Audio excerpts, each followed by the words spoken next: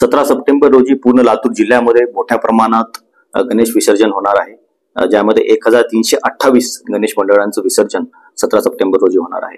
हा पूर्ण सोहळा निर्विघ्नपणे पार पाडावा यासाठी मोठ्या प्रमाणात फोर्स तैनात करण्यात येणार आहे।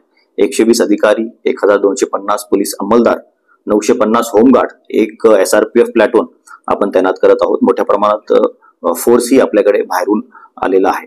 हा पूर्ण सोहळा कोणत्याही प्रकारे गुन्हेगार याच्यामध्ये पार्टिसिपेट होऊ नयेत यासाठी 3225 जणांवर आम्ही प्रतिबंधक कारवाई करण्यात आलेली आहे। पूर्ण मिरवणुकीच्या मार्गावर निगराणी असणार आहे। CCTV आपण तैनात केलेले आहेत। ड्रोनद्वारे याच्यावर निगराणी होणार आहे। सर्व नागरिकांना सुविधा व्हावी यासाठी 15 वेगवेगळे संकलन केंद्र आपण पूर्ण शहरामध्ये निर्मिती केलेली आहे।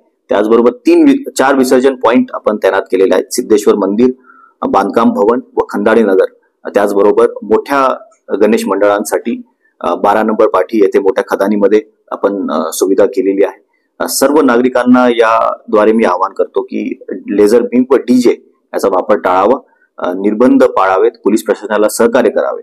सर्व नागरिकांना ईद ए मिलाद व गणेशोत्सव याच्या हार्दिक शुभेच्छा। धन्यवाद।